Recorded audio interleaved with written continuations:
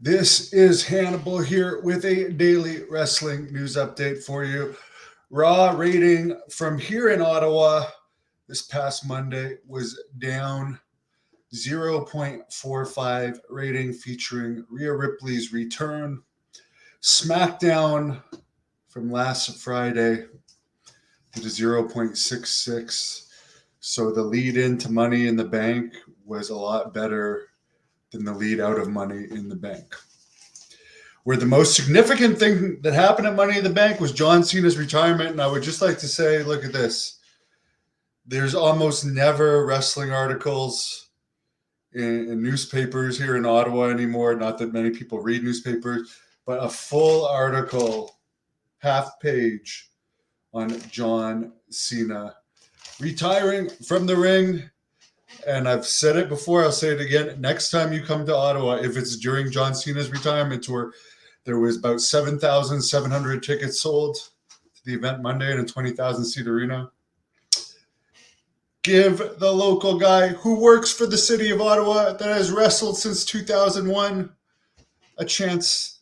Put me in an enhancement match against John Cena. You'll draw a bigger crowd, and it would be a great local story. Almost 400,000 subscribers. And I can't even name all the wrestlers that I've wrestled. Haku, Barbarian, Sabu, Justin, Incredible, Honky Tonk Man, Psycho Sid Vicious, Kevin Nash, been in there with Terry Funk, Abdullah the Butcher, as much of an asshole as he is. Anyways, guys, I just want to say, well, I don't think John Cena has been to Saudi Arabia yet. I think he's been the one guy that's holed out. That he has not gone. Maybe he doesn't need the money. Because if you remember at first, there was a lot of people not going. Kevin Owens and Sami Zayn were two of them that eventually went. I think Cena has been holding out because he certainly has had the opportunities to go before. Why wouldn't they want him there?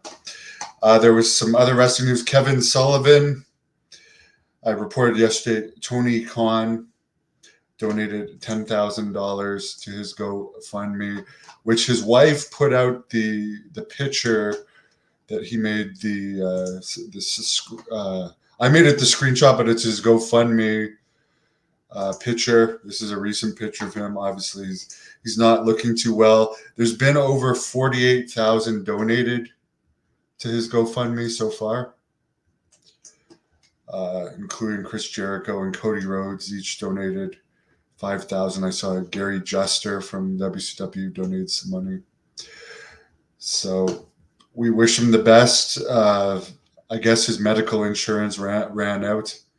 He's been in the hospital for a while, but anyone that watches the Taskmaster Talks podcast on this channel, you could see the decline in his health week by week, and obviously he didn't look too great on the death of WCW.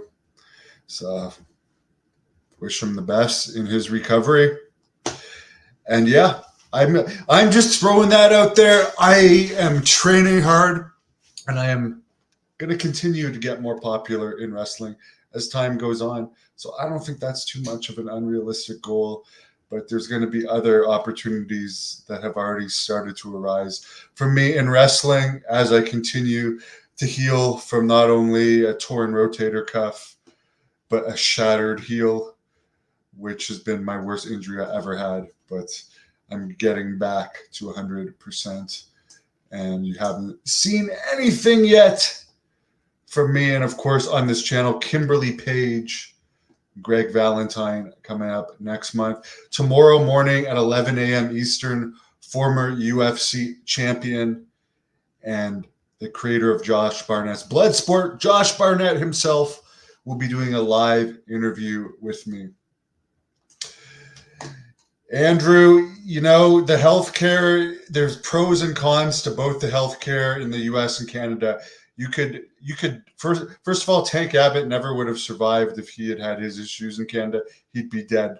There's cancer patients that die waiting for treatment here, and heart patients. My ex-wife's father has been waiting for a very serious heart operation for months. I mean, it sucks. For this shattered heel, I spent a total of like 26 days in the hospital. And even though I have insurance through my work, I was stuck in a room with two other people. One of them was addicted to morphine and would cry constantly when the morphine wore off. Try sitting through that when you have insurance for one room, but it's so overcrowded. Some of the best medical, I mean, they saved my life. Literally about a year ago, my life was saved in Canada by an emergency medical operation. So there are some good things. They saved my life in that emergency situation. As far as getting fast treatment of injuries and friendliness of staff, I've been injured a lot wrestling in the US.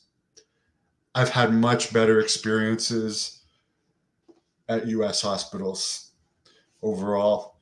Here, there's a lot of really mean nurses and doctors. There's some great ones.